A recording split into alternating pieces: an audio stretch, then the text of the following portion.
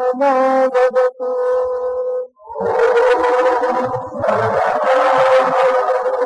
सहनौ भुनक्तु सह वीर्यं करवावहै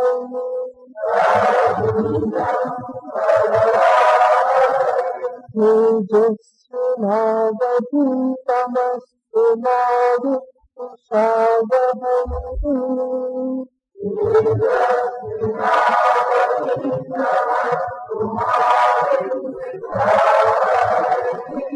ॐ शान्ति शान्ति शान्तिः।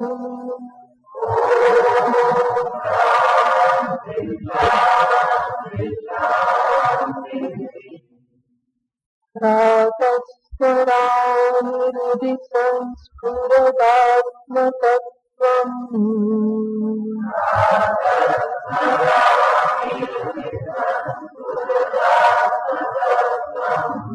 सच्चित्सुखं परमहंसगतिं तुरीयम्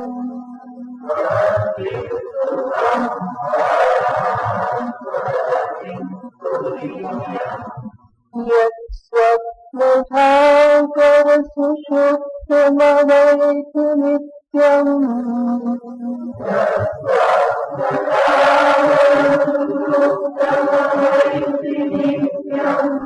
तद्ब्रह्मनिष्कलमहं न च भूतसङ्घः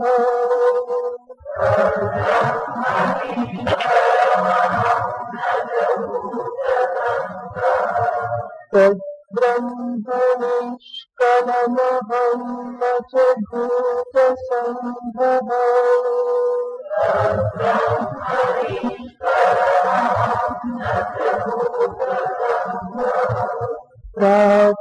प्रातोपजामि मनसा वचसामगम्यम्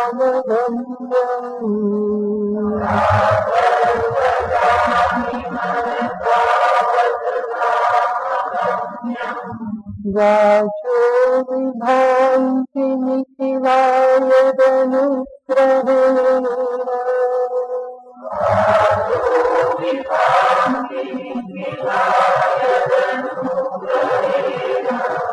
यन्नेति नेति वचनेन गणावोचुः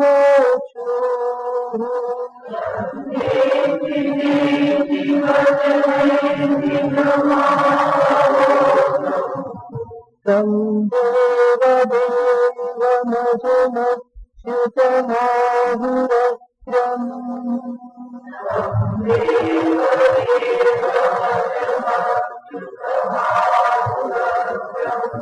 तं देवदेवमजमच्युतमाहुरग्रम्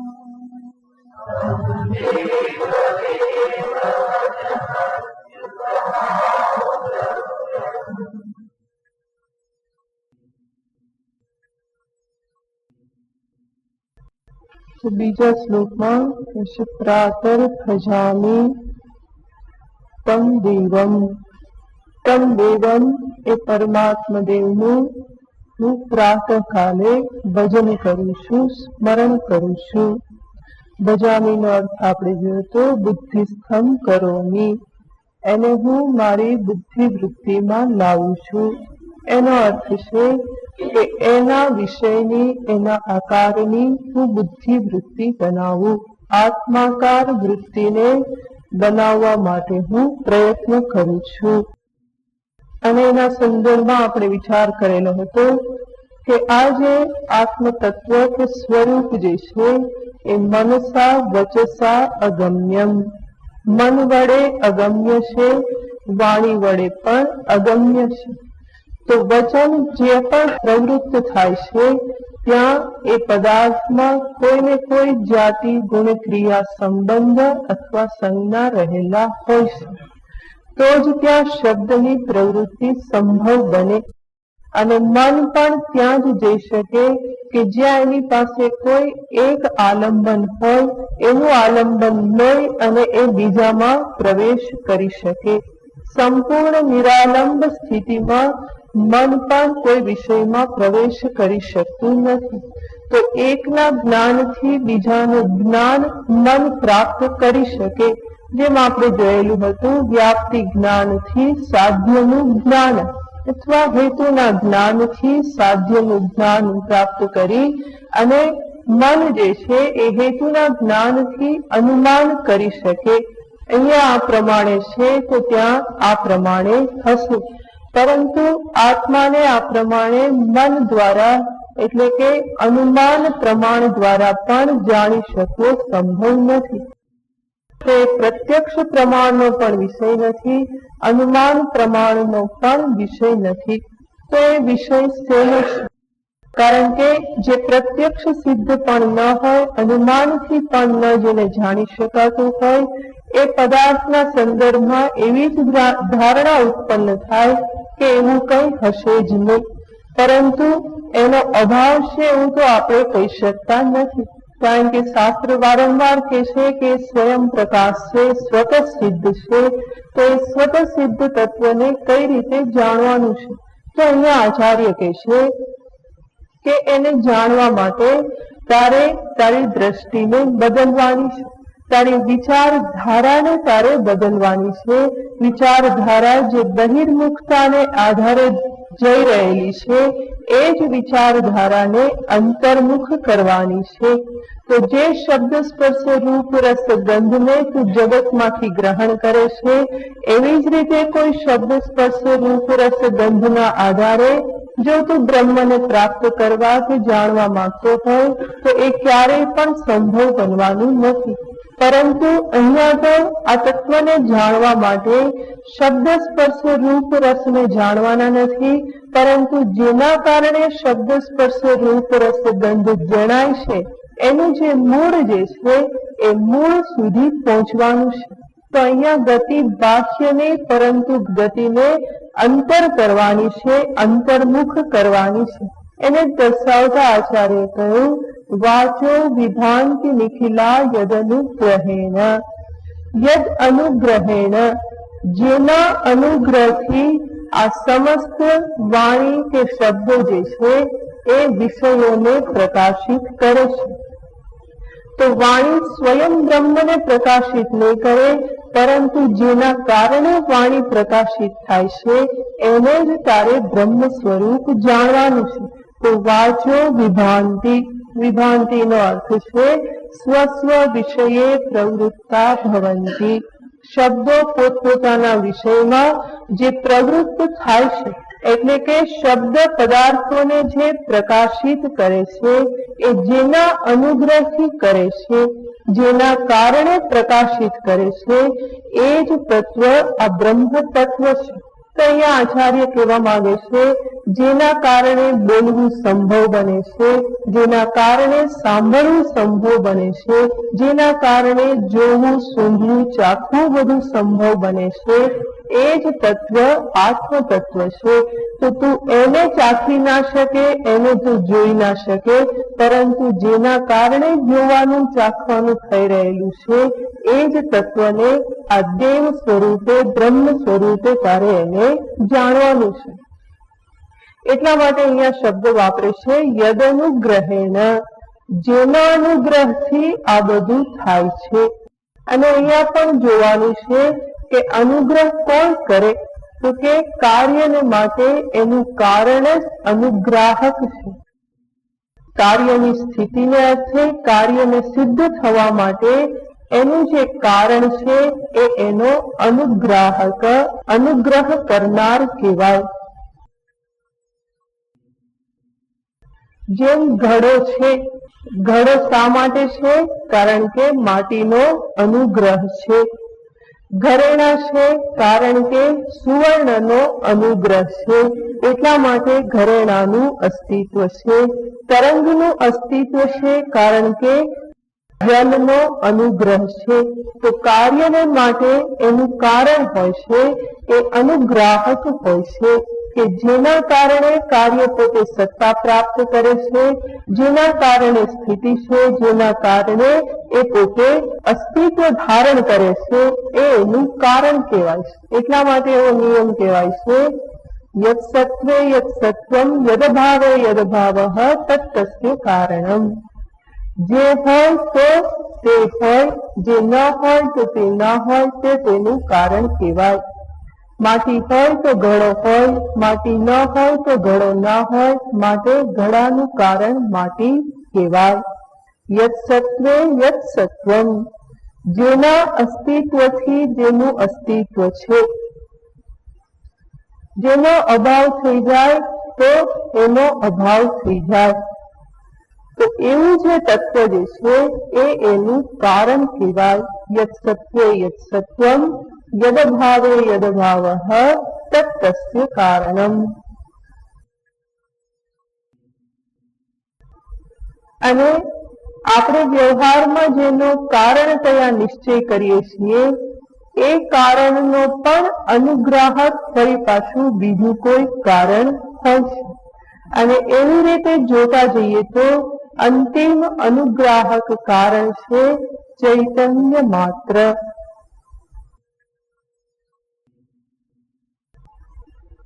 તો આત્મ ચૈતન્ય માત્ર અંતિમ કારણ છે. અંતિમ કારણ શા માટે? કે જે આત્મ ચૈતન્યને ફરી પાછું પોતાના હોવા માટે કોઈના પર આધાર રાખવાની જરૂર નથી. એ આત્મ ચૈતન્ય માટે ફરી યત સત્વે યત સત્વમ કરી અને કોઈ કારણનો નિશ્ચય કરવાની આવશ્યકતા નથી રહેતી. તો એ અંતિમ કારણ છે અને એટલા માટે જ એને અંતિમ અનુગ્રાહક પણ કહેવાય. તો અહીંયા જયારે ભગવાન કહે છે યદનુગ્રહેણ, જેના અનુગ્રહથી આ શબ્દો વિષયોને પ્રકાશિત કરે છે. તો એ અનુગ્રહ કોનો છે? આત્મ ચૈતન્યનો જ અનુગ્રહ, એની જ કૃપા છે કે જેના કારણે શબ્દો આ જગતના વિષયોને પ્રકાશિત કરે છે. આપણે એ પ્રક્રિયામાં જરા વિચાર કરીએ તો કોઈ પણ શબ્દ જે છે એ શબ્દ વિષયને ઉજાડે છે. જ્યારે કહેવામાં આવે છે કે પુષ્પ, તો પુષ્પ કહેતાની સાથે આવા એક વિષયનું ભાન મને થાય છે. એનો અર્થ શું થયો? આ જે વિષય જે છે એનો પ્રકાશક કોણ છે? પુષ્પ શબ્દ. પુષ્પ શબ્દ જે છે એ શબ્દથી આ વિષયનું ભાન થાય છે. તો આ વિષય અને એનો અનુગ્રાહક કોણ થયો? પુષ્પ જે શબ્દ છે. તો શબ્દથી વિષયનું ભાન થયું. અને જે શબ્દ જે અનુગ્રાહક જે છે એ શબ્દ પણ આ વિષયનું ભાન કેવી રીતે કરાવે છે? શબ્દ શ્રવણ થાય છે, જે શબ્દના પરિણામે અંતઃકરણમાં સદાકાર વૃત્તિ ઉત્પન્ન થાય છે. તો આપણે આ પુષ્પ છે આવું જ્યારે કહેવામાં આવે છે એ શબ્દ સાંભળતાની સાથે અંતઃકરણમાં સદાકાર વૃત્તિ ઉત્પન્ન થાય છે, જેના પરિણામે આનું ભાન થાય છે. તો વસ્તુતઃ પ્રકાશક કોણ થયું? શબ્દ કે વૃત્તિ? વૃત્તિ. તો હવે વૃત્તિ પ્રકાશક છે અને આ વિષય એનાથી પ્રકાશિત થાય છે. તો વૃત્તિ કોણ કહેવાય? અનુગ્રાહક. આ વિષયને જાણવા માટે અનુગ્રાહક કોણ છે? પુષ્પાકાર વૃત્તિ.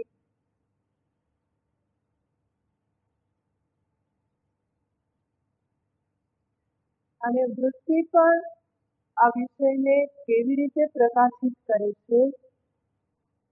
વૃત્તિ સ્વયં તો જળ છે. જળ માત્ર વૃત્તિ વિષયનું પ્રકાશન કરી શકે નહીં, પરંતુ વૃત્તિ દ્વારા વિષય જણાય છે, કારણ કે એ વૃત્તિમાં ચૈતન્યનું પ્રતિબિંબ છે. તો ચિત્ત સંમિલિત, ચિત્ત પ્રતિબિંબ જેમાં ગ્રહણ થાય છે એવી ચિદાભાસ યુક્ત વૃત્તિ જે છે એ આની પ્રકાશક છે. તો માત્ર જળ વૃત્તિ પ્રકાશન કરી શકતી નથી, પરંતુ ચિદાભાસ યુક્ત જે વૃત્તિ છે એ જ વિષયનું પ્રકાશન કરે છે. તો આખરે અનુગ્રાહક કોણ થયું? ચિદાભાસ. બરાબર. અને ચિદાભાસ ફરી પાસે આભાસ તેનો છે ચિત્તનો. તો અંતિમ અનુગ્રાહક કોણ થયું? ચૈતન્ય. તો આખી પરંપરામાં વિષય, શબ્દ, તદાકાર વૃત્તિ, વૃત્તિસ્થ ચિદાભાસ અને ચિદાભાસ ફરી પાછો તેનો છે ચિત્ત પ્રતિબિંબ, બિંબનું જ હોય પ્રતિબિંબ. તો અંતે ચિદાભાસ અને મૂળ બિંબ ચૈતન્ય. તો અંતિમ અનુગ્રાહક કે પ્રકાશક કરનાર, ઉજાડનાર તત્વ છે ચૈતન્ય માત્ર.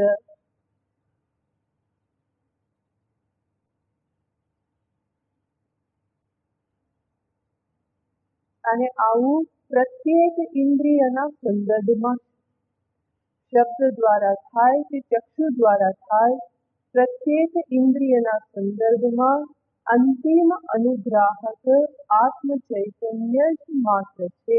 તો અહીંયા જે વાચો વિધાનથી કહેલું છે ત્યાં વાણીએ સર્વ ઇન્દ્રિયોનું ઉપલક્ષણ લઈ લેવાનું. તો જેના કારણે સર્વ ઇન્દ્રિયોની પ્રવૃત્તિ સંભવ બને છે એ આ તત્વ છે.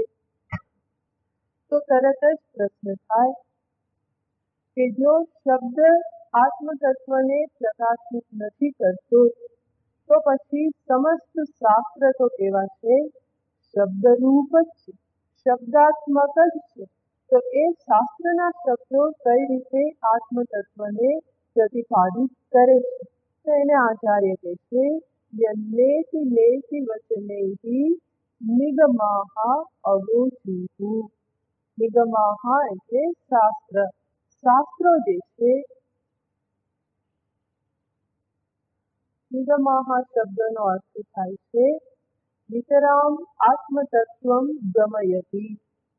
જે નિશ્ચયપૂર્વક જે આત્મ તત્વને દર્શાવે છે એને કહેવાય નિગમા.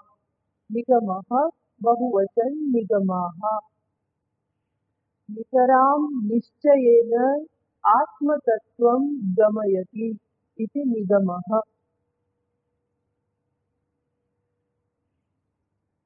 નિગમાહ બહુવચન છે, શાસ્ત્રો. તો જે આત્મ તત્વનો નિશ્ચય કરાવે, સ્પષ્ટ નિશ્ચય કરાવે એને કહેવાય નિગમ શાસ્ત્ર. તો આચાર્ય કહે છે કે શાસ્ત્ર પણ અગોચુઃ. શાસ્ત્રના વચનો પણ, શાસ્ત્ર પણ પોતાના વચનો દ્વારા અગોચુઃ એટલે કે આ તત્વના સંદર્ભમાં કંઈક કહે છે, બોલી રહ્યા છે. શું બોલે છે? કેવી રીતે બોલે છે? નેતિ નેતિ ઇતિ વચનૈહિ. નેતિ નેતિ વચનૈહિ અગોચુઃ. તત્વને દર્શાવે છે, પરંતુ કેવી રીતે દર્શાવે છે? નિષેધાત્મક રીતિથી દર્શાવે છે.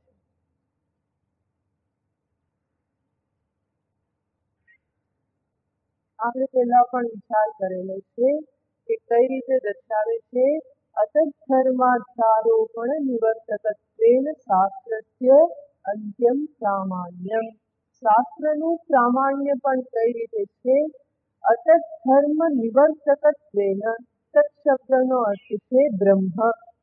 અને બ્રહ્મ સિવાયના જે કંઈ પણ ધર્મો છે, જે કંઈ પણ અબ્રહ્મ જે છે એનો નિષેધ કરીને આ નહીં, આ નહીં, આ નહીં.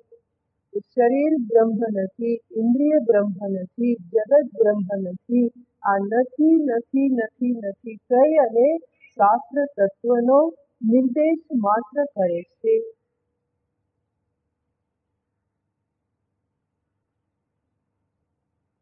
તો આવી રીતે નિષેધ પૂર્વક જે શબ્દ પ્રવૃત્ત થાય છે કે જે અભાવને લક્ષ્યમાં રાખે છે.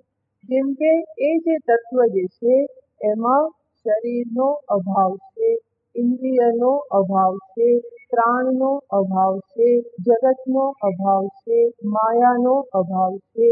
તો એ બધું ત્યાં રહેલું નથી. આ નથી નથી કહી અને શાસ્ત્ર દર્શાવે છે. અને જ્યારે બધું નીકળી જાય પછી કે હવે જે શેષ રહ્યું છે એને તારે જે શબ્દથી કહેવું હોય એ શબ્દથી કહેવાય. શાસ્ત્ર કહે છે કે મને એના માટે શબ્દ સૂઝે છે બ્રહ્મ. તને બીજો કોઈ સૂઝતો હોય તો વાંધો નથી, તું કહી શકે, પણ બધો નિષેધ કર્યા પછી જે વધે છે એને હું બ્રહ્મ શબ્દથી કહું છું. તો પહેલા તો નિષેધ કરે છે, અને નિષેધાત્મક શબ્દ જે હોય છે કે જે અભાવને સામે રાખે છે એનાથી પણ જ્ઞાન થાય છે. એવો પ્રશ્ન ઉઠાવવામાં આવે છે કે અભાવને દર્શાવે તો જ્ઞાન ક્યાંથી થાય? તો શબ્દ જ્યારે અભાવને દર્શાવે છે ત્યારે પણ ભાન તો થાય જ છે, જ્ઞાન તો થાય જ છે. જેમ હું કહું કે આ ભૂમિ ઉપર ઘડો નથી, ભૂતલે ઘટાભાવ, તો જ્ઞાન થયું કે નહીં થયું? અંદર કંઈક ઉત્પન્ન થયું? હા. તો ભૂતલે ઘટાભાવ, આ ભૂતલ ઉપર ભૂમિ ઉપર ઘટનો અભાવ છે. બીજું દ્રષ્ટાંત દેવામાં આવે છે, વાતાયન રહિતમ દેવદત્તસ્ય ગૃહમ. દેવદત્તનું ઘર કયું? એવું આપણે પ્રશ્ન પૂછીએ તો પેલો માણસ જવાબ આપે છે જે બારી વગરનું છે એ, જેમાં બારીઓનો અભાવ છે. વાતાયન રહિતમ, વાતાયન એટલે બારી, જેમાં બારીઓનો અભાવ છે એ દેવદત્તનું ઘર છે. તો આવું વાતાયન રહિતમ શબ્દ જે છે એનાથી ઘરનું જ્ઞાન થાય છે કે નહીં? એનું જ્ઞાન થાય છે કે જે બારી વગરનું ઘર છે એ દેવદત્તનું ઘર છે. તો અભાવને દર્શાવનાર શબ્દથી પણ જ્ઞાન ઉત્પન્ન થાય છે. તો સમસ્ત શાસ્ત્ર જ્યારે તત્વને દર્શાવે છે તો એ નિષેધાત્મક રીતે જ દર્શાવે છે. જે કંઈ પણ સવિશેષ છે, ઉપાધિ જે છે એને દૂર કરતું જાય છે. અને આ નથી આ નથી આ નથી એ નથી નથી કહેવાથી જે કંઈ પણ આપણે ઉપર થોપેલું છે એ બધું હટી જાય. અને એ બધા આવરણો હટે તો જે શેષ જે છે એ તો સ્વતઃ સિદ્ધ છે. પછી એને દર્શાવવાની કે શબ્દથી કહેવાની જરૂર પડતી નથી.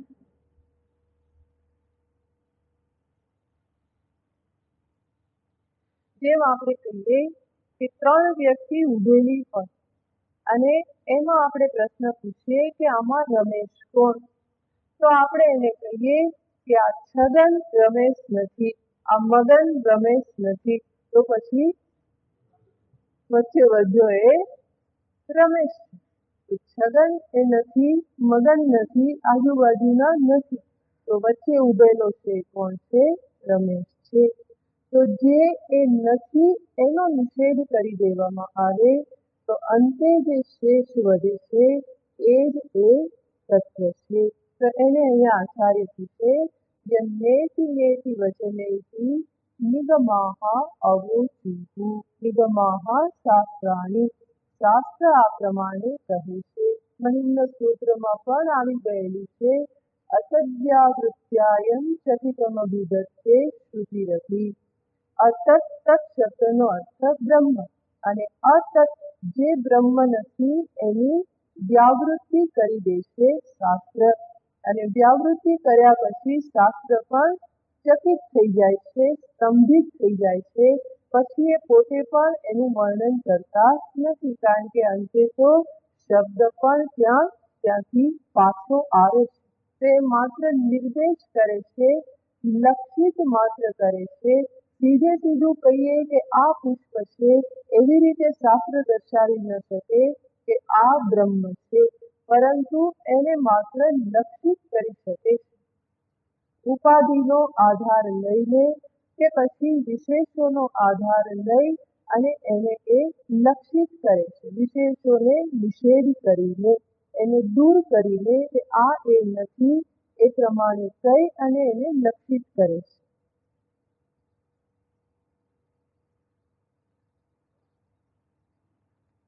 તો જે તત્વ જે છે એ તત્વને સીધે સીધું દર્શાવવું સંભવ નથી. એટલા માટે જ ત્યાં વાચ્યાર્થ કામ નથી લાગતો, ત્યાં લક્ષણાથી જ કામ કરવું પડે છે કે જે લક્ષણા તત્વનો હંમેશા નિર્દેશ કરે, સીધે સીધું બતાવે નહીં.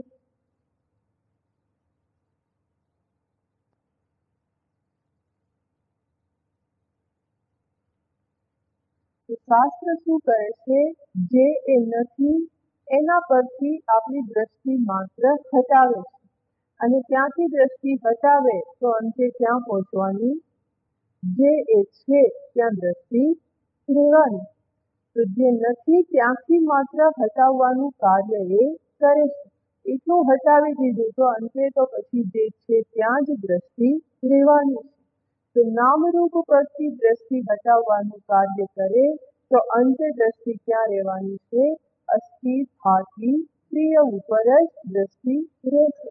તો યસ્મિન યસ્મિન અસ્તિ લોકે બોધ સત્તદુપેક્ષણે પંચદશિકારે કહેલું છે કે જગતમાં જે કંઈ પણ જ્ઞાન થાય છે ત્યાં જે વિષયના સંદર્ભનું જ્ઞાન થાય છે એ નામરૂપની જો ઉપેક્ષા કરી દેવામાં આવે, સત્તદુપેક્ષણે જ્યાં પણ જ્ઞાન થાય છે એ વિષયના સંદર્ભના જે નામરૂપ જે છે એની જો ઉપેક્ષા કરી દેવામાં આવે, એને એક તરફ કરી દેવામાં આવે,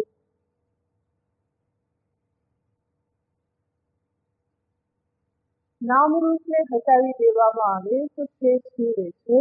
ચૈતન્ય. તો તત્બોધ માત્રમ. પછી જે બોધ શેષ રહેશે તત્ બ્રહ્મ. એ બોધ ચૈતન્ય જ બ્રહ્મ છે.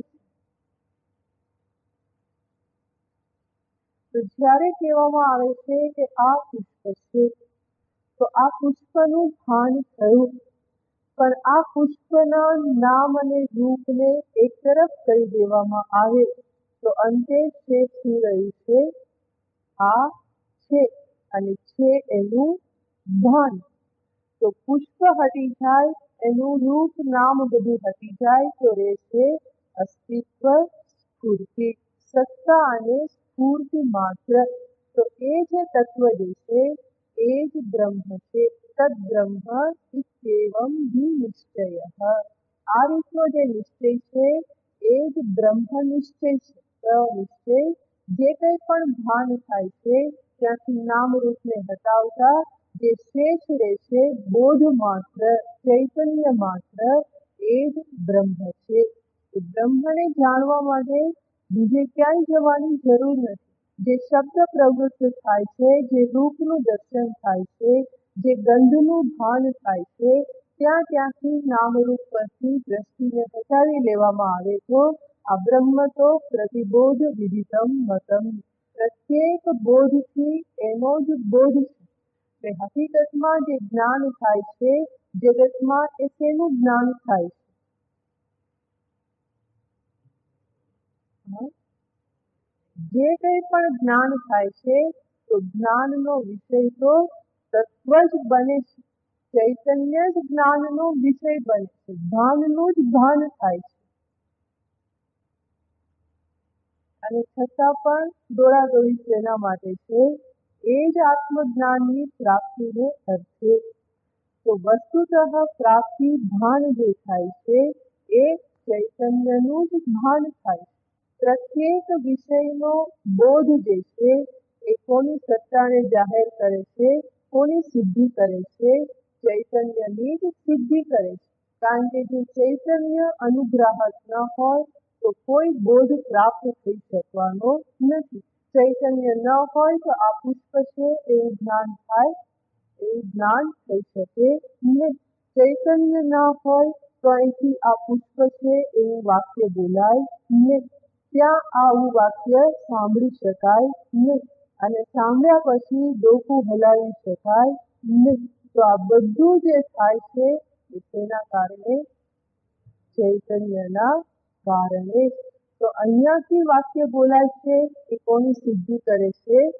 ચૈતન્યને જ એ દર્શાવે છે. ત્યાં સંભળાય છે એનાથી પણ તેની સિદ્ધિ થાય છે ચૈતન્યની. શરીરની ક્રિયા થાય છે માથું હલાવવાની, એનાથી પણ શેની સિદ્ધિ થાય છે? ચૈતન્યની. અને આ શબ્દ તમે સાંભળ્યા, એનાથી સદાકાર વૃત્તિ ઉત્પન્ન થઈ, જ્ઞાન થયું, એ પણ તેના કારણે, ચૈતન્યના કારણે. સર્વત્ર એક જ ચૈતન્ય છે, એનું જ ભાન છે સર્વરૂપે. અને આવું જે ચૈતન્ય જે છે એને જાણવા માટે શું કરવાનું છે? નામરૂપ પરથી દ્રષ્ટિ હટાવી તો ત્યાં ને ત્યાં જ સ્થિતિ છે. પછી એને જાણવા માટે કે એમાં સ્થિત થવા માટે બીજો કોઈ પ્રયત્ન કરવો નથી, પરંતુ માત્ર દ્રષ્ટિને જ હટાવવાની છે. જે નથી એનો નિષેધ થાય તો દ્રષ્ટિ ત્યાંથી હટતી જાય અને અંતે જે છે ત્યાં સુધી એ પહોંચી શકે. તો આત્મ સ્વરૂપ તો એવું છે કે જે ક્યારેય અજ્ઞાત રહી શકે નહીં. એના માટે અજ્ઞાત રહેવું સંભવ જ નથી, કારણ કે સ્વયં પ્રકાશ છે, સ્વયં સિદ્ધ છે.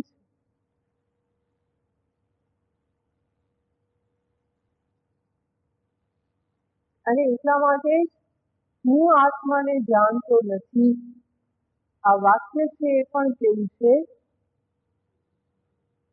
ખોટું જ છે. કેમ? કારણ કે એ વાક્ય છે એ પણ આપણે શેનું ભાન કરાવે છે? જ્ઞાનનું, આત્માનું જ ભાન કરાવે છે. ચૈતન્ય વગર હું અજ્ઞાની છું એ પ્રમાણે પણ કહી શકાય નહીં. તો હું અજ્ઞાની છું એ અજ્ઞાનનું જ્ઞાન પણ એની પાછળ રહેલું છે. અને એ જ જ્ઞાન સ્વરૂપ કોણ છે? એ પરમાત્મા, અહમ બ્રહ્મ. તો જે આત્મ સ્વરૂપ જે છે એ ક્યારેય અજ્ઞાત નથી. સર્વ વૃત્તિ દ્વારા એની જ સિદ્ધિ થાય છે, બલ્કિ વૃત્તિની સિદ્ધિ એના કારણે જ છે. તો આત્મા પોતાને ક્યારેય અજ્ઞાત રાખી શકતો નથી, એના માટે સંભવ જ નથી. જેમ સૂર્ય ઈચ્છે કે હું ઢંકાઈ જાઉં તો એ એના માટે સંભવ નથી. વાદળો કદાચ એને ઢાંકી દે તો આખરે વાદળોનું ભાન થાય, એ પણ તેના કારણે. આપણે કહીએ કે વાદળોથી સૂર્ય ઢંકાઈ ગયો, તો એ જે આપણે બોલીએ છીએ એ પણ તેના કારણે બોલીએ છીએ. સૂર્યના કારણે જ વાદળનું ભાન થયું. તો જેના કારણે વાદળનું ભાન થાય છે, આપણે કહીએ છીએ કે એનાથી જ એ ઢંકાઈ ગયો, તો એ શું છે? ભ્રાંતિ છે. તો એવી જ રીતે અહીંયા હું અજ્ઞાની છું એવું ભાન જેના કારણે થાય છે, એને જ આપણે કહીએ છીએ કે એ ઢંકાઈ ગયેલું છે. એનો અર્થ શું? હું અજ્ઞાની છું એ પણ શું છે? ભ્રાંતિ જ છે. અને એ ભ્રાંતિને જ હટાવવાની છે. વસ્તુતઃ જ્ઞાન પ્રાપ્ત કરવાનું એટલે બીજું કંઈ નહીં, પરંતુ હું અજ્ઞાની છું એ ભ્રાંતિને હટાવવાની છે. કારણ કે હું કોણ છું? નિત્ય જ્ઞાન સ્વરૂપ, નિત્ય શુદ્ધ બુદ્ધ મુક્ત સ્વરૂપ. તો આત્મ સ્વરૂપ ક્યારેય અજ્ઞાત રહેતું નથી. પણ તકલીફ ક્યાં થાય છે કે જે આત્મ સ્વરૂપ જે છે એના ઉપર આપણે જ કેટલી બધી ભ્રાંતિઓ થોપી દીધેલી છે, અને એટલા માટે અભ્યાસ એના ઉપર કરવામાં આવે છે. અને શાસ્ત્ર કાર્ય શું કરે છે? એક પછી એક અધ્યારોપને હટાવે છે. આ નથી, આ નથી, આ નથી, એમ કરી અને એક પછી એક અધ્યારોપને હટાવે છે. કઈ રીતે? નેતિ નેતિ ઇતિ વચનૈઃ, આને આને એવા વચન દ્વારા.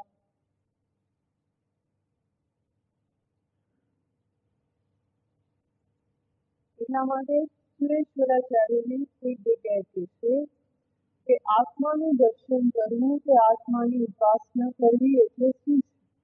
તો એ કહે છે અનાત્મ અદર્શનેન એવ આત્માનમ ઉપાસમહે. એ કહે છે અમે આત્માની ઉપાસના કરીએ છીએ, આત્મચિંતન કરીએ છીએ. કઈ રીતે? અનાત્મ અદર્શનેન, અનાત્માનું દર્શન નથી કરતા. આ અનાત્માનું દર્શન ન કરવું એ જ શું છે? આત્માનું દર્શન. તો અનાત્માકાર વૃત્તિ અંતરમાં ન લાવવી. અનાત્મા અદર્શનેનૈવ પરાત્માનમ ઉપાસમહે. પરાત્મા આત્મ સ્વરૂપની ઉપાસના કરીએ છીએ. કઈ રીતે? અનાત્માનું અદર્શન કરીને, એટલે કે અનાત્માને હટાવી. અનાત્મામાં વૃત્તિ ન જવા દે, એમાં દ્રષ્ટિ ન જવા દેવી, એ જ શું છે? આત્મામાં સ્થિતિ, આત્માનું દર્શન. તો ત્યાં જો સ્થિતિ નથી તો સ્થિતિ ક્યાં રહેવાની? આત્મામાં જ રહેવાની. જ્યારે આપણે કહીએ કે રમેશભાઈ બહાર ક્યાંય નથી, તો રમેશભાઈ ક્યાં હોય? ઘરમાં હોય. તો એવી રીતે વૃત્તિ, આમાં તો રમેશભાઈ છે નહીં એટલે એનું નામ લઉં નહીં તો બધા એની સામે જુએ. તો એવી રીતે જ્યારે કહેવામાં આવે કે એ બહાર નથી, એનો અર્થ શું? અંદર જ. તો એવી રીતે વૃત્તિ ક્યાંય અનાત્મામાં નથી, એનો અર્થ શું? વૃત્તિ ક્યાં છે? આત્મામાં જ છે. તો અનાત્મા અદર્શનેનૈવ પરાત્માનમ ઉપાસમહે. અને શાસ્ત્ર શું કરે છે? જીવ જે અનાત્માનું દર્શન કરી રહેલો છે એમાંથી એને નિવૃત્ત કરે છે. જ્યાં એની દ્રષ્ટિ ચીપકેલી છે ત્યાં શાસ્ત્ર કહે છે નથી, આ બ્રહ્મ નથી. એટલે ફરી ત્યાંથી આગળ વધે. એનાથી આગળ ફરી દ્રષ્ટિ એની ચીપકી જાય તો ફરી શાસ્ત્ર કે એ પણ બ્રહ્મ નથી. નેદમ યદિદમ ઉપાસતે. આ જે તું અહીંયા દ્રષ્ટિ સ્થિર કરી રહ્યો છે એ પણ બ્રહ્મ નથી. તો જ્યાં જ્યાં દ્રષ્ટિ લઈ જાય ત્યાંથી એને શાસ્ત્ર નિવૃત્ત કરે છે. અને આમ નિવૃત્ત કરતા કરતા એક ક્ષણ એવી આવે કે એ ક્યાં જાય છે? બીજે ક્યાંય જઈ શકતો નથી. પરિણામે સ્થિતિ ક્યાં છે? આત્મામાં જ સ્થિતિ છે. અને આ દ્રષ્ટિને આ પ્રમાણે હટાવવાની જે છે એના માટે મૂળમાં વૈરાગ્યની આવશ્યકતા છે. વૈરાગ્ય નહીં હોય અને જો શાસ્ત્ર કહે છે કે આ નથી, અહીંથી તું હટી જા, દ્રષ્ટિ હટાવ, તો દ્રષ્ટિ હટવાની નથી. કારણ કે ત્યાં કોઈ પ્રકારનો રાગ છે. તો વૈરાગ્ય હશે તો શાસ્ત્રનો ઉપદેશ જે છે એ ફટાફટ કાર્ય કરશે. શાસ્ત્ર કહે છે કે અહીંથી હટી જા, આ નથી, તો ત્યાંથી હટી જશે. ફરી કહે છે અહીંથી પણ હટી જા, તો હટી જશે. પણ વૈરાગ્ય નહીં હોય તો શું થશે? શાસ્ત્રના કહેવા છતાં પણ ત્યાંથી હટી શકાશે નહીં. એટલા માટે આ બધા મૂલ્યો જે છે એ મૂલ્યોની આવશ્યકતા છે. કારણ કે વિવેક, વૈરાગ્યાદી, શમદમાદી આ બધા આત્મ સ્વરૂપને અનુકૂળ છે. આત્મ સ્વરૂપ સ્વભાવને અનુરૂપ આ બધા ગુણો છે. અને એટલા માટે એ બધા ગુણો હોય તો સહજતાથી, સરળતાથી આત્મતત્વ સુધી પહોંચી શકાય. તો દ્રષ્ટિને જે હટાવવાની છે લેતી લેતી શબ્દથી એ ત્યારે જ હટાવી શકાય જ્યારે મૂળમાં વૈરાગ્ય રહેલો હોય. તો શાસ્ત્ર માત્ર હટાવવાનું જ કાર્ય કરે છે, સફાઈ કરવાનું જ કાર્ય કરે છે. પછી પ્રતિબિંબ તો એમાં જણાવવાનું જ છે. અરીસો માત્ર સાફ કરે છે. અરીસો સાફ થયો તો સામે પ્રતિબિંબ તો જણાવવાનું જ છે.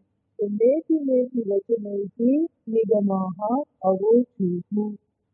આગળથી છે તમ દેવ દેવમ અજમ અચ્યુતમ અગ્રમ આહુઃ. તમ દેવ દેવમ આત્મ સ્વરૂપને કહે છે કે એ કોણ છે? દેવોના પણ દેવ.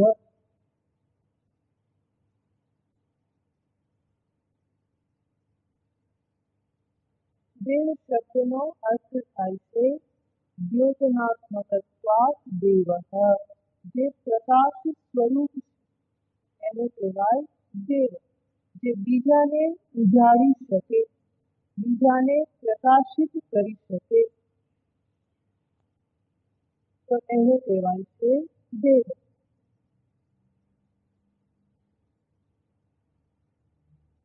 જેમ કે આ એક પદાર્થ છે, એને જોવાનું કાર્ય કોણ કરે છે? ચક્ષુ. તો ચક્ષુ જે આ પદાર્થને ઉજાડે છે, પ્રકાશિત કરે છે, તો ચક્ષુને કહેવાય દેવ. આ શબ્દને સાંભળી એનો અર્થ જે ગ્રહણ કરાવે છે એ શ્રોત્રેન્દ્રિય જે છે એને કહેવાય દેવ. તો ઇન્દ્રિયો વિષયનું પ્રકાશન કરે છે, માટે ઇન્દ્રિયો કોણ છે? દેવ. અને ઇન્દ્રિયો પણ વિષયનું પ્રકાશન કરી શકે છે, કારણ કે એની પાછળ એના અધિષ્ઠાન દેવતા રહેલા છે. તો ઇન્દ્ર, વરુણ, અગ્નિ, યમ, ચંદ્ર આ બધા અધિષ્ઠાન દેવતાઓ અનુગ્રાહક તરીકે ઇન્દ્રિયોની પાછળ રહેલા છે. જે સમષ્ટિ શક્તિ છે, સમષ્ટિ શક્તિ વ્યક્તિ ઉપર અનુગ્રહ કરે છે. તો ઇન્દ્રિયો દેવ છે, એના પણ દેવ કોણ છે? આ બધા અધિષ્ઠાન દેવતાઓ. અને એ અધિષ્ઠાન દેવતાઓના પણ દેવ. તમ દેવ દેવમ. એ સર્વ ઇન્દ્ર, અગ્નિ, વરુણ, યમ, ચંદ્ર, સૂર્ય, પ્રજાપતિ, અશ્વિન કુમાર આ બધા જે કોઈ પણ દેવતાઓ જે છે એ દેવના પણ દેવ. એ સર્વ દેવતાઓ પણ ક્યાંથી શક્તિ પ્રાપ્ત કરે છે? આત્મ ચૈતન્ય પાસેથી. તો બધાનું પ્રકાશન કરવાનું સામર્થ્ય કેવું છે? ઉધાર લીધેલું છે. પોતાનું સામર્થ્ય હોય એવું તત્વ એક જ છે, આત્મ તત્વ. સર્વ દેવના પણ દેવ. તમ દેવ દેવમ. આ જગતમાં જે કંઈ પણ ઉજાડનાર પદાર્થો છે એના પણ ઉજાડનાર, પ્રકાશકના પણ પ્રકાશક. એટલા માટે તમેવ ભાંતમનુભાતિ સર્વમ. આત્મતત્વના પ્રકાશની પાછળ જ બધું પ્રકાશિત થાય છે. તો એને અહીંયા કહે છે તમદેવ દેવમ. અને એ આત્મ ચૈતન્યનું સ્વરૂપ કેવું છે? અજમ. અજમ જેનો જન્મ નથી. સંજાયતે ઇતિ અજમ. જે જન્મતું નથી એ અજમ. અજહ.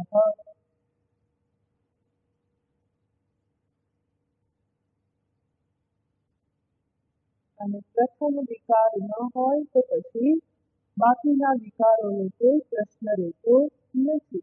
જાયતે, વર્ધતે, વિપરિણમતે એ બધા જે વિકારો જે છે એ સર્વથી જે રહિત છે, તો એવા નિર્વિકારત્વને દર્શાવે છે અજમ શબ્દથી. ત્યાર પછી કે છે અચ્યુતમ. સ્વરૂપ કેવું છે? અચ્યુત. જેમાં ક્યારેય પણ ચ્યુતિ નથી. એનો અર્થ કે જે કૂટસ્થ. તત્વ કેવું છે? કૂટસ્થ. અચ્યુત શબ્દનો અર્થ થાય કૂટસ્થ. જેમાં કોઈ ક્ષોભ, ચ્યુતિ થતા નથી, જે અક્ષોભ્ય છે. કૂટવત તિષ્ઠતિ. કોઈ પણ પ્રકારના વિકાર વગર, પરિવર્તન વગર જે સ્થિત રહે છે.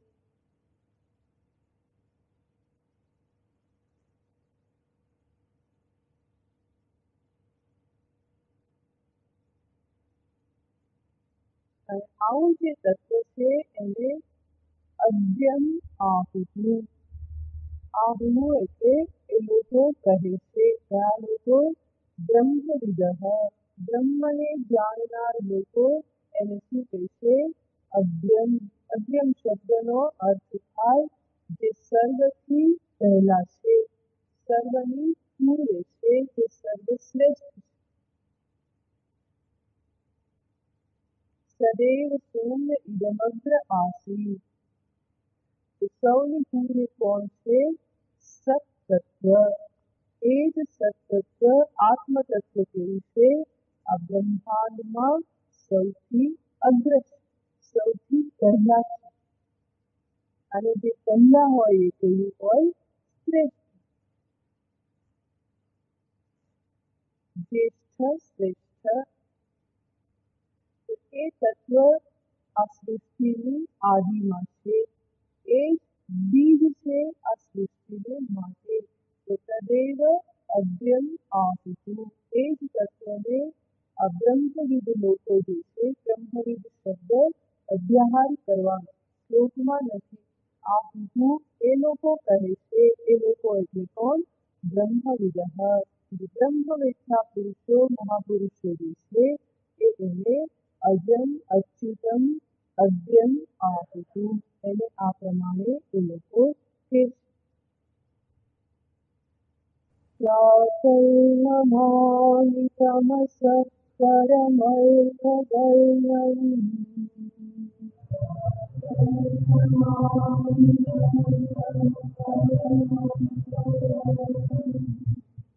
પૂર્ણં સનાતનપદં પુરુષોત્તમાખ્યમ.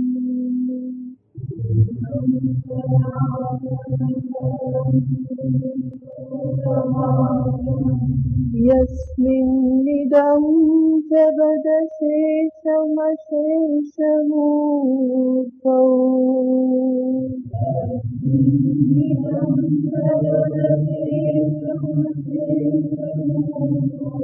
પ્રજ્ઞાભુજંગમ ઇવ પ્રતિભાસિतं વૈ.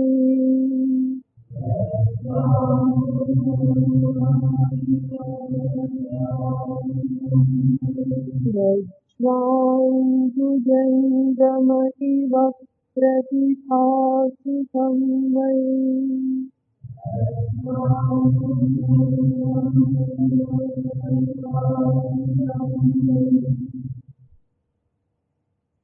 પ્રાતર્નમામિ, પ્રાતસ્મરામિ, પ્રાતર્ભજામિ, અને હવે કહેશે પ્રાતર્નમામિ. હું પ્રાતકાલે નમસ્કાર કરું છું, નમન કરું છું. અને નમન જે છે એ અહંકાર સમર્પણની ક્રિયા છે.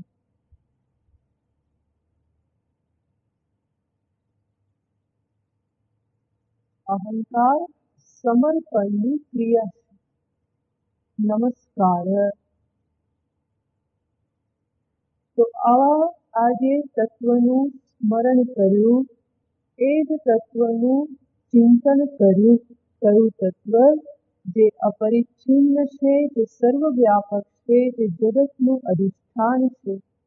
આવું ચિંતન જ્યારે સતત કરવામાં આવે તો અંતે સ્થિતિ શું થાય છે?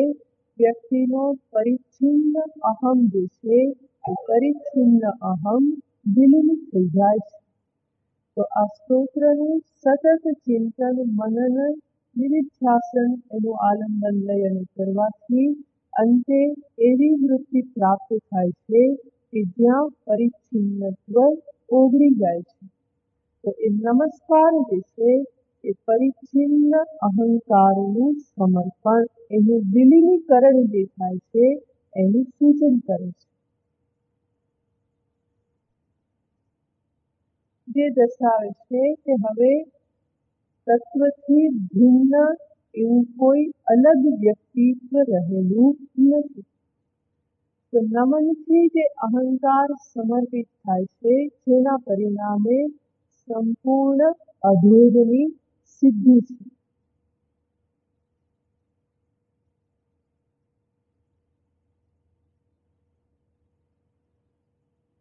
પ્રાતર્નમામિ કયું તત્વ છે? તો કે છે તમસ પરમ. કોને નમસ્કાર છે? ક્યાં પરિચ્છિન્ન અહંકાર ઓગળી ચૂક્યો છે? તો કે છે તમસ પરમ. આ તત્વ કેવું છે? તો કે તમસ, તમસ એટલે કે અંધકાર. અને અંધકાર અહીંયા અજ્ઞાન, અવિદ્યા, માયાનો સૂચક છે. તો આ તત્વ અંધકારથી પર છે, એનો અર્થ કે જે અવિદ્યા અને અવિદ્યાનું કાર્ય, આ બંનેથી જે પર છે.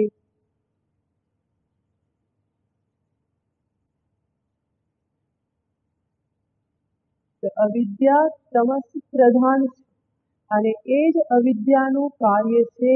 આ બાહ્ય જગત, સ્થૂલ જગત જે છે એ પણ તમોગુણનું જ કાર્ય છે. તો તમસઃ પરમનો અર્થ છે જે અવિદ્યા અને અવિદ્યાનું કાર્ય, આ જગત જે છે એ બંનેથી જે પર છે. તમસઃ પરમ. અવિદ્યા છે કારણ, જગત છે કાર્ય. તમસઃ પરમનો અર્થ થશે જે કારણ અને કાર્ય બંનેથી પર છે. જે ક્ષર અક્ષર બંનેથી પર છે.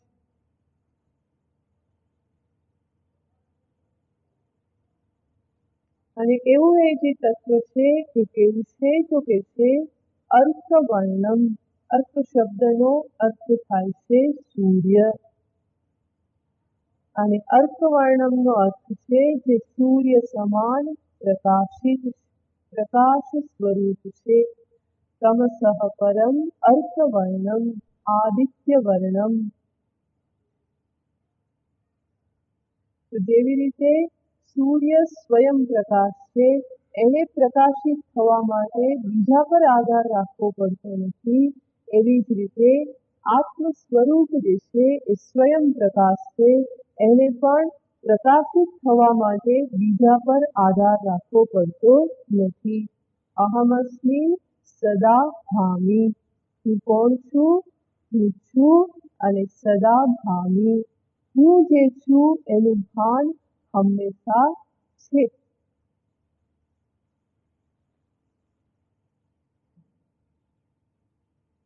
જેમ આપણે આગળ જોયું એમ કે આખરે પોતાના સ્વરૂપનું અજ્ઞાન પણ કોને સિદ્ધ કરે છે?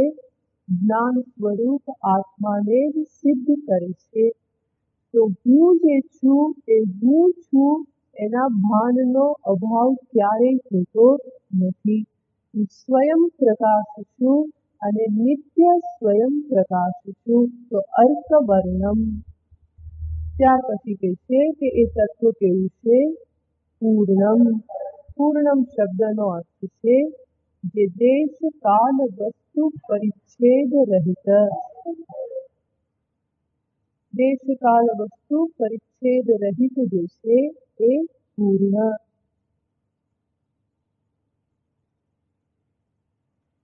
એનો અર્થ શું થાય છે તો કે જે અપરિચ્છિન્ન છે, જેના માટે કોઈ પણ પ્રકારની સીમા મર્યાદાને સ્થાન નથી. સીમા હંમેશા દેશકાલ અને વસ્તુથી જ થાય. કોઈ દેશથી વસ્તુ સીમિત હોય, કોઈ કાલથી વસ્તુ સીમિત હોય અને અન્ય પદાર્થોથી સીમિત હોય. પરંતુ આ તત્વ કેવું છે? એ ત્રણેય પ્રકારની સીમાઓથી જે પર છે. તો પૂર્ણમ. પૂર્ણમ કે જેની બહાર બીજું કંઈ જ નથી. જો એના સિવાયનું કંઈ હોય, જેની બહાર કંઈ હોય તો એને પૂર્ણ કહી શકાય નહીં.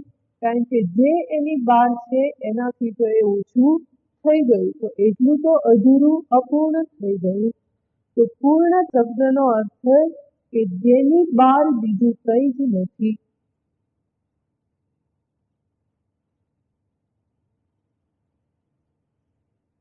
જેની સત્તાથી બધું સત્તાવાન છે.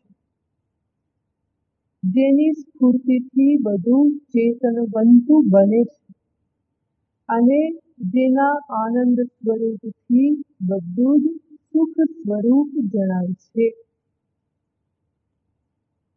તો જગતમાં જે કંઈ પણ સત્તા જણાય છે એ બ્રહ્મ સત્તાથી ભિન્ન નથી. જગતમાં જ્યાં કાંઈ પણ ચૈતન્ય જણાય છે, ચૈતન્ય કઈ રીતે જણાય છે? ક્રિયા રૂપે. બાહ્ય જગતમાં કોઈ ક્રિયા જણાય છે કે જે ચેતનને જણાવે છે. તો એવું એ જે ચેતન જે છે એ બ્રહ્મ ચેતનથી બહાર નથી. અને જગતમાં જ્યાં ક્યાંય પણ સુખ જણાય છે, વિષય સુખ, વ્યક્તિમાંથી મળતું સુખ, પદ પ્રતિષ્ઠા આદિનું સુખ, જે કંઈ પણ સુખ જણાય છે એ સુખ પણ આનંદ સ્વરૂપ પરમાત્માથી બહાર ક્યાંય જ નથી. તો આવી રીતે આ બ્રહ્મ તત્વ એ એવું છે કે જેની બહાર કોઈ સત્તા નથી, જેનાથી બહાર કોઈ ચેતન નથી, જેનાથી બહાર કોઈ સુખ નથી. તો સત્તા, ચેતન, સુખ જે કંઈ પણ જણાય છે એ આ તત્વની અંદર જ છે, અંતર્ભૂત જ છે.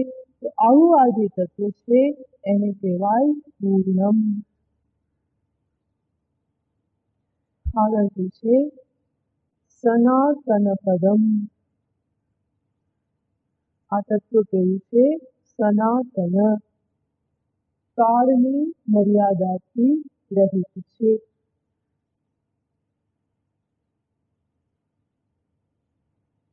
આમ તો પૂર્ણ શબ્દમાં આવી જાય વિવિધ પરિચ્છેદ શૂન્ય, પણ અલગથી સનાતન શબ્દ વાપર્યો છે એટલા માટે ફરી અર્થ કરવો પડે કે એ કાળની મર્યાદાથી રહિત છે. શા માટે? આખરે કાળની પણ કલ્પના એ જ અધિષ્ઠાનમાં થયેલી છે. કાળ એક એવી વસ્તુ છે, કાલ્પનિક છે, કલ્પિત છે. ગતિના આધારે કાળની કલ્પના કરીએ છીએ કે પછી વસ્તુમાં પ્રાપ્ત થતા વિકારના આધારે કાળની કલ્પના થાય છે. બ્રહ્માંડમાં જે કંઈ પણ ગતિઓ થઈ રહી છે એના આધારે આપણે કાળની કલ્પના કરીએ. પૃથ્વી આમથી આમ ફરી ગઈ તો આપણે શું કહીએ? રાત પડી ગઈ. ફરી પૃથ્વી ફરી તો કહીએ કે દિવસ થયો. અને આ 24 કલાકનો એક દિવસ થયો. ફરી બીજું ચક્કર થયું તો બીજો દિવસ, ત્રીજું ચક્ર તો ત્રીજો દિવસ. તો આ રીતે દિવસની કલ્પના, દિવસમાં પણ કલાકોની, મિનિટની, સેકન્ડની કલ્પના, દિવસોને મેળવીને માસની, ઋતુની, વર્ષની, કલ્પની કલ્પના. તો આ રીતે જે કાળ જે છે એ એક કલ્પના છે. અને આ કલ્પનાનું અધિષ્ઠાન કોણ છે? એ જ ચૈતન્ય. તો જે કાળનું પણ અધિષ્ઠાન છે. તો જે અધિષ્ઠાનમાં કાળ અધ્યસ્ત છે, અને જે વસ્તુ અધ્યસ્ત હોય એ અધિષ્ઠાનને દૂષિત કરી શકે નહીં, એને અસર કરી શકે નહીં. ઝેરી સાપ રજ્જુને ઝેરી બનાવી ન શકે. તો અધ્યસ્ત કાળ જે છે એ અધિષ્ઠાન બ્રહ્મ તત્વને પોતાનાથી સીમિત કરી શકે નહીં.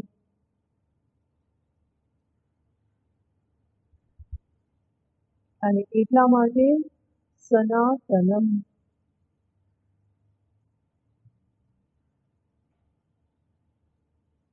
અને એ જ તત્વ કેવું છે? તો કે છે પદમ. પદમ શબ્દનો અર્થ થાય છે પદનીયમ, ભજનીયમ, ગમનીયમ. પ્રાપ્ત કરવા યોગ્ય. જે પ્રાપણીય છે એને કહેવાય પદ. અને સાચું પદ કયું છે? આ જ માત્ર એક પદ છે, પ્રાપણીય છે.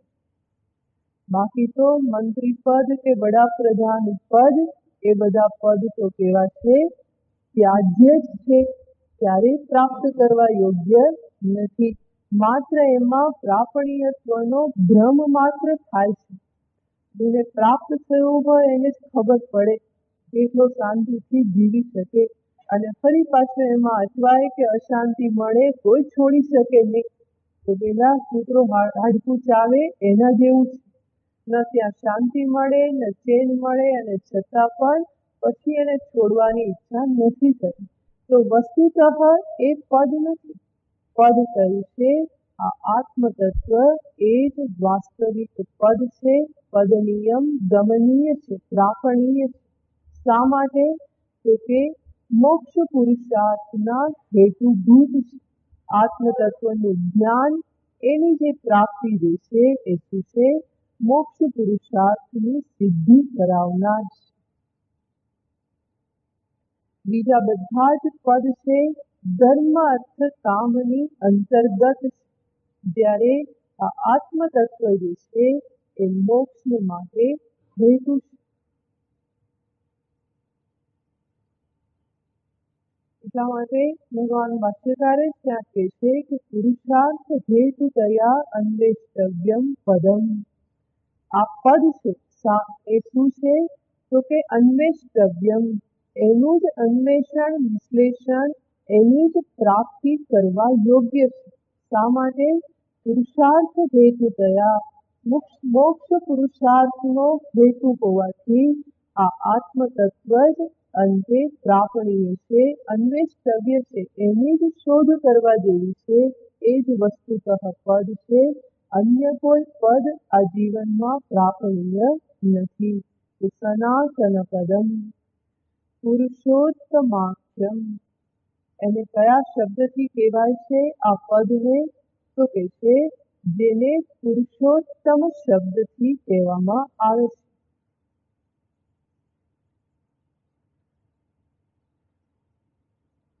તો શાસ્ત્રમાં જેનો ઉલ્લેખ પુરુષોત્તમ એ નામથી કરવામાં આવે છે, આખ્યાન એટલે કે કહેવાય છે, એ રૂપે જેની વ્યાખ્યા કરાય છે, કથન કરાય છે, અને એ નામ છે પુરુષોત્તમ.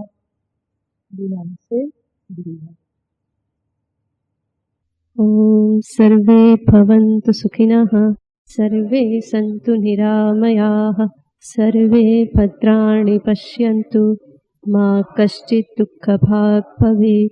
અસતો મા સદ્ગમય, તમસો મા જ્યોતિર્ગમય, મૃત્યોર્મા અમૃतं ગમય. ઓમ પૂર્ણમદઃ પૂર્ણમિદં પૂર્ણાत् પૂર્ણમુદચ્યતે પૂર્ણસ્ય પૂર્ણમાદાય પૂર્ણમેવાવશિષ્યતે. ઓમ શાંતિ શાંતિ શાંતિ. હરિઃ ઓમ શ્રી ગુરુભ્યો નમઃ. હરિઃ ઓમ.